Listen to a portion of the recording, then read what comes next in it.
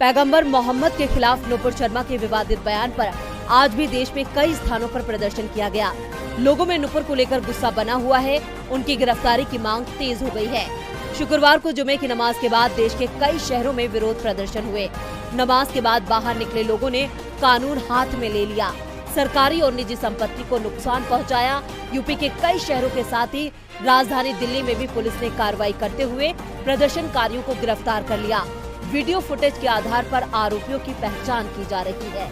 शुक्रवार को प्रदर्शन के नाम पर जो हुआ उसको लेकर आज पुलिस के तेवर भी कड़े नजर आए। झारखंड के रांची में शुक्रवार की नमाज के दौरान भड़की आग के बाद 3 लोगों की जान चली गई है। हिंदू संगठनों ने आज बंद बुलाया था।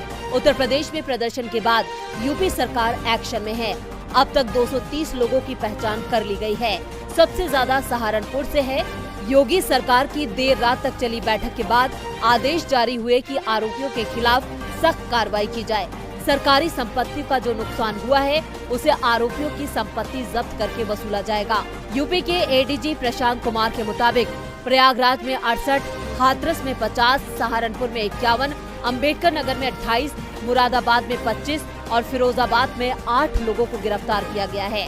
पश्चिम बंगाल के हालात पर काबू नहीं करने के बाद ममता सरकार ने हावड़ा के पुलिस कमिश्नर और रूरल एसपी को हटा दिया है। पश्चिम बंगाल बीजेपी सुकांत मजूमदार को पुलिस ने उस समय हिरासत में लिया जब वो हावड़ा विरोध स्थल जा रहे थे। धारा 144 लागू होने के कारण उन्हें दूसरे हुगली पुल पर हिरासत में ले लिया गया।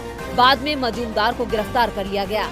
फिलहाल पुलिस हाई अलर्ट पर है, लेकिन शहरों में हुए इन विरोध प्रदर्शनों ने मोदी सरकार की पोल खोल के रख दी है। देश का गृह मंत्रालय अब तक मूक दर्शक बना हुआ है, क्योंकि नुपुर शर्मा के खिलाफ एफआईआर होने के बाद भी अब तक उसकी गिरफ्तारी नहीं हुई है, जो सरकार की मंशा पर सवाल खड़े करती है। इसमें दिल्ली में 2 समुदायों के बीच टकराव हुआ था। टकराव के पीछे कारण उन बयानों को माना जा रहा है जो बीजेपी नेताओं ने दिए थे, और अब इस मामले में मोदी सरकार के मंत्री अनुराग ठाकुर के खिलाफ एफआईआर हो सकती है। दिल्ली हाईकोर्ट इसे लेकर 13 जून को फैसला सुनाएगा। अनुराग ठाकुर पर अगर एफआईआर दर्ज करने का आदेश होता है तो उनकी मुश्किलें बढ़ सकती हैं। अनुराग ठाकुर के खिलाफ दिल्ली हाईकोर्ट में ये याचिका सीपीएम नेता वृंदा करात ने दर्ज कराई है, जिसमें उन्होंने निचली अदालत के आदेश को चुनौती दी है। निचली अदालत में वृंदा करात की याचिका दायर कर अनुराग पर मुकदमा दर्ज कराने की मांग की थी, लेकिन अदालत ने इसे खारिज कर दिया था। दरअसल दिल्ली में 2020 में हुए सांप्रदायिक टकराव के लिए विपक्षी दल बीजेपी नेताओं के बयानों को जिम्मेदार मानते हैं।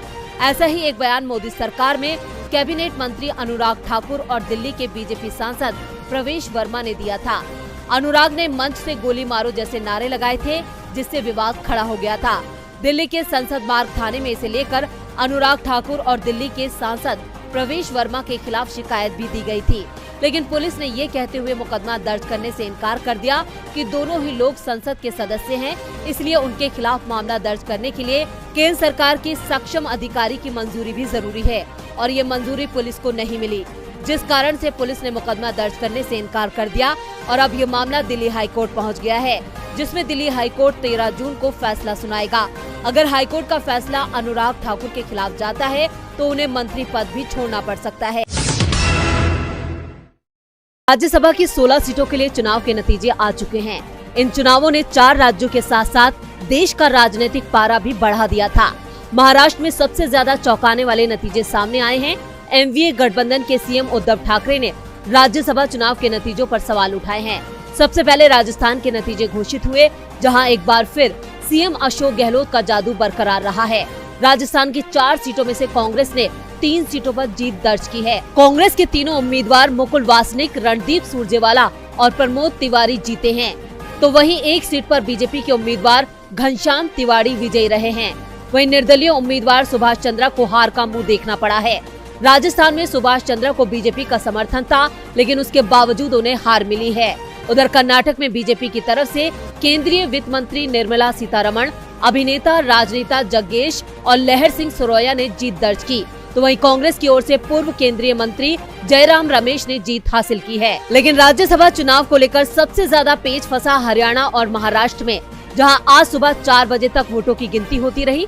हरियाणा में बीजेपी के कृष्ण लाल पवार और बीजेपी समर्थित निर्दलीय उम्मीदवार कार्तिकी शर्मा ने राज्यसभा की 2 सीटें जीती हैं, जबकि महाराष्ट्र में 6 सीटों में से बीजेपी और सत्तारूढ़ महाविकास अघाड़ी ने 3-3 सीटें जीती हैं। महाराष्ट्र में शुक्रवार को राज्यसभा की 6 सीटों के लिए मतदान हुआ था। वोटों की गिनती को लेकर देर रात तक ड्रामा चला और शनिवार अल सुबह नतीजे घोषित हुए।